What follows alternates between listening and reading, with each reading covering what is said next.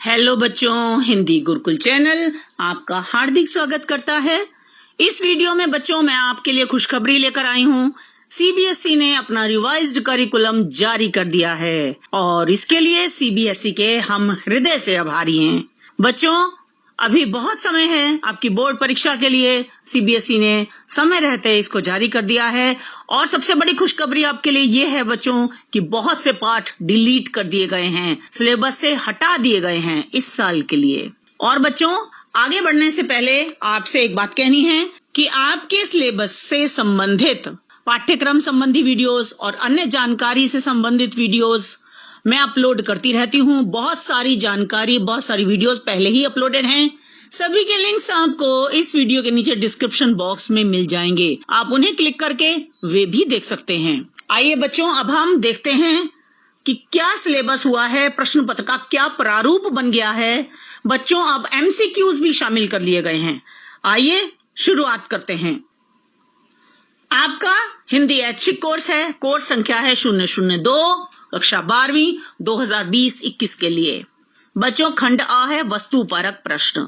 इसमें या तो शॉर्ट होंगे आंसर्स या फिर एमसीक्यूज होंगे। देखें बच्चों, पहला इसमें प्रश्न आएगा अपठित बोध का, जिसमें अपठित गद्यांश, अपठित पद्यांश होगा। अपठित गद्यांश 2 दिए जाएंगे, उनमें से एक करना होगा। 450-500 शब्दों के बीच का होगा और एक एक नंबर के 10 प्रश्न होंगे, यानी अति लघु उत्तरात्मक प्रश्न, यानी वेरी शॉर्ट आंसर्स। फिर 2 पद्यांश हैं और ये 250 लगभग शब्दों के होंगे और इनमें से भी आपको 2 में से एक करना होगा, चॉइस दी जाएगी। तो बच्चों, एक एक नंबर के 8 प्रश्न होंगे। इस तरह से ये प्रश्न 8 अंक का, टोटल अपठित बोध 18 अंक का होगा। अगला देखें, कार्यालय हिंदी और रचनात्मक लेखन अभिव्यक्ति माध्यम आपकी पुस्तक है। उसके आधार पर बच्चों आपको क्वेश्चंस आते थे पहले एक एक नंबर के, आप क्वेश्चन के उत्तर लिखते थे, वेरी शॉर्ट आंसर। इस बार आपको यहां पूछा जा रहा है बहुविकल्पात्मक प्रश्न, यानी प्रश्न दिया जाएगा, उसके चॉइसेस दी जाएंगी आपको आंसर्स की, उनमें से आपको टिक करना होगा जो सही विकल्प होगा। तो इस तरह से 1 अंक के 5 प्रश्न, 5 अंक का ये होगा। फिर आपकी पाठ्य पुस्तक आरोह भाग 2 है। इससे आपके एमसीक्यूज प्रश्न आएंगे। वो कैसे आएंगे? अपठित, जो आपका पठित काव्यांश है, जो या आपकी मतलब जो आरोह में जो संकलित कविताएं हैं, उन पर 5 बहुविकल्पी प्रश्न होंगे। आंसर दिए जाएंगे जिसमें से एक सही होगा, तो आपको उसमें टिक मार्क करना है। एमसीक्यू है 5 नंबर का, 5 प्रश्न, एक एक अंक। इसी तरह से पठित गद्यांश पाठ में से भी आएगा और आपको फिर 5 प्रश्न हैं और एक एक नंबर का एक एक प्रश्न है, तो 5 अंक का ये, तो 10 नंबर का बहुविकल्पात्मक ये प्रश्न होगा आपका। फिर आपकी पूरक पाठ्य पुस्तक है वितान भाग 2, उससे बहुविकल्पात्मक प्रश्न होंगे जो 7 अंक के होंगे, जिसमें पठित पाठों पर 7 बहुविकल्पी प्रश्न, मल्टीपल चॉइस एमसीक्यूज 7 प्रश्न होंगे, एक एक नंबर के, 7 नंबर का ये होगा। अब बच्चों देखिए खंड ब, जो वर्णनात्मक प्रश्न है। वर्णनात्मक का मतलब है जिसका आपको डिटेल में लिखना है, जिसका वर्णन करते हुए जो प्रश्नों के उत्तर देने हैं आपको, उसको कहते हैं। देखिए पहला इसमें कार्यालय हिंदी और रचनात्मक लेखन। इसमें पहला होगा दिए गए 3 नए और अप्रत्याशित विषयों में से किसी एक विषय पर लगभग 150 शब्दों में रचनात्मक लेखन। ये 5 अंक का एक प्रश्न है। इसमें चॉइस के बारे में अभी कुछ नहीं आया है, तो चॉइस नहीं भी हो सकती इसमें, या हो भी सकती है, पर यहां अभी नहीं है, तो आप यही मानकर चलें कि चॉइस नहीं आएगी। अगला प्रश्न औपचारिक विषय से संबंधित पत्र लेखन, यानी फॉर्मल लेटर, 5 नंबर का। इसमें विकल्प दिए जाएंगे। अगला प्रश्न कविता, कहानी, नाटक की रचना प्रक्रिया पर आधारित 2 लघु उत्तरात्मक प्रश्न, 3 अंक का एक प्रश्न और 2 अंक का एक प्रश्न, और इसमें चॉइसेस दी जाएंगी। आपको जो अच्छी तरह से आता हो प्रश्न वही करना, तो 5 अंक के ये हो गए। अगला प्रश्न होगा समाचार लेखन, यानी उल्टा पिरामिड शैली, फीचर, और जैसे फीचर लेखन, आलेख लेखन है ना, उस पर आधारित 2 लघु उत्तरीय प्रश्न, 3 अंक का एक प्रश्न, 2 अंक का एक प्रश्न। इस तरह से इसमें भी आपको चॉइसेस दी जाएंगी। जो आपको अच्छी तरह आता है आप उसे करें, तो ये भी 5 अंक के हो गए। अब आप अगला देखें, पाठ्य पुस्तक आरोह भाग 2 में वर्णनात्मक कौन से प्रश्न आएंगे, किस प्रकार के होंगे? पहला, इसमें काव्य खंड पर आधारित 3 प्रश्नों में से किन्हीं 2 के उत्तर लिखने होंगे। यहाँ चॉइस दी गई है आपको बेटा, है ना, 3-3 अंक के 2 प्रश्न। फिर अगला, काव्य खंड पर आधारित 3 प्रश्नों में से किन्हीं 2 प्रश्नों के उत्तर लगभग 30-40 शब्दों में। अब यहाँ पर फिर आपको 30-40 शब्दों में यानी कुछ कम शब्दों में लिखने हैं, यानी ये लघुत्तरात्मक होंगे। ऊपर वाला जो है पहला जो मैंने बताया बच्चों, जो 3-3 अंक का है, तो वो थोड़ा बड़ा आपको आंसर लिखना होगा, उसमें वो 50-60 शब्दों का लगभग होगा। ठीक है, तो इस तरह से ये वाला जो अभी प्रश्न की बात कर रही थी बेटे कि 3 प्रश्नों में से 2 प्रश्नों के उत्तर, यहाँ पे भी चॉइस है, तो ये 2-2 अंक के होंगे।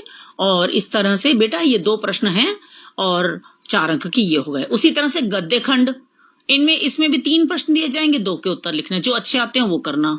थोड़े बड़े आंसर लिखने होंगे इसके, 3-3 अंक, एक 3 अंक का, एक 2 अंक का। ठीक है, अगला देखें, गद्य खंड पर आधारित 3 प्रश्नों में से किन्हीं 2 के उत्तर लगभग 30-40 शब्दों में, 2 अंक के 2 प्रश्न, तो 4 अंक के हो गए। बच्चों ये 80 नंबर का तो आपका हो गया रिटर्न एग्जाम।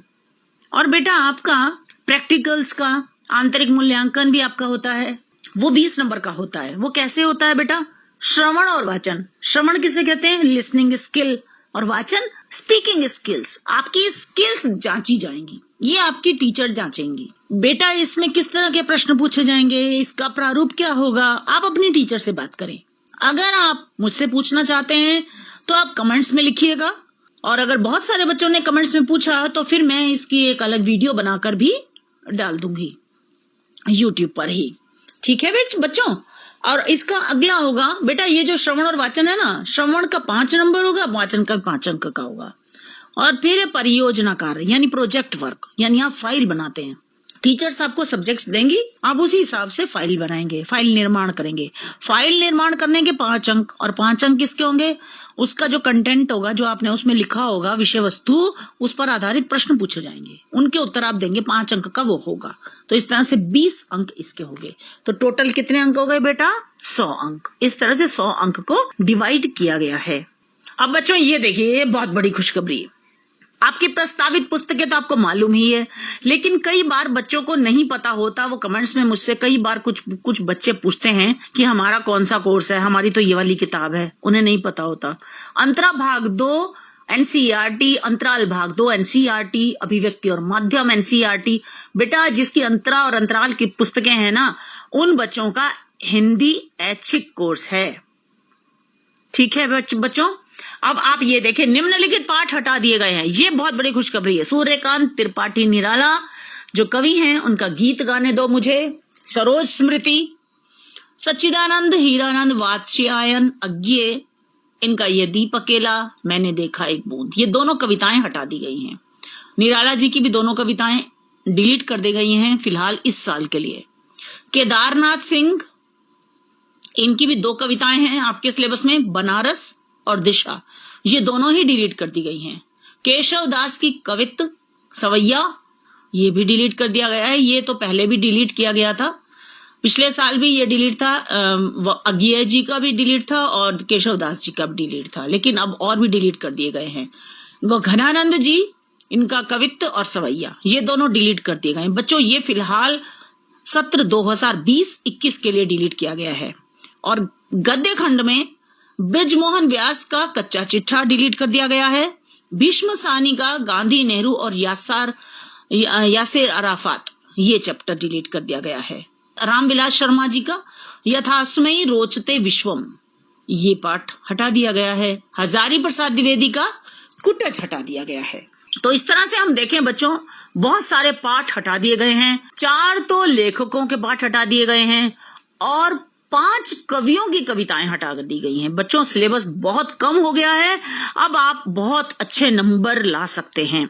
और बच्चों मेरी वीडियोस तो पहले ही अपलोडेड हैं, आप उन्हें देखिए, उनका फायदा उठाइए, अपने दोस्तों मित्रों के साथ उनको शेयर कीजिए और अच्छे नंबर लेकर आइए। मेरी ओर से आपको एडवांस में हार्दिक शुभकामनाएं। बच्चों कमेंट्स में लिखकर मुझे ये जरूर बताइए कि आपको ये जानकारी जो मैंने दी, इससे आपको कितनी राहत मिली, आप कितने खुश हुए, आपके लिए कैसा है ये अनुभव, इसको मुझे जरूर लिख के भेजिए, मुझे प्रोत्साहन मिलता है बच्चों।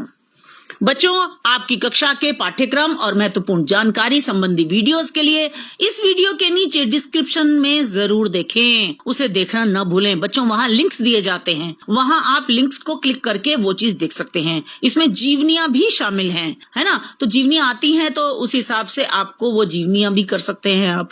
बेटा, कभी कभी ऐसा भी होता है कि सीबीएसई ने जैसे जारी किया और कभी कुछ थोड़ा अल्टरेशन आ सकता है। ये कोरोना वायरस का अगर ये जो संक्रमण है जो फैला हुआ है, अगर ये जल्दी थोड़ा चला जाता है तो हो सकता है कि थोड़ा और बदलाव आए। तो जैसे ही वो बदलाव भी अगर आता है, कुछ एक दो प्रश्न जोड़े जाते हैं या बताए जाते हैं, तो वो भी मैं आपको सूचना इसी चैनल पर दूंगी। ठीक है बच्चों? तो बेटा, इस वीडियो को लाइक करें, दोस्तों के साथ शेयर करें और सब्सक्राइब अगर अभी तक नहीं किया है तो जरूर सब्सक्राइब करें। और बच्चों, फिर मिलते हैं अगली वीडियो में। धन्यवाद प्यारे बच्चों।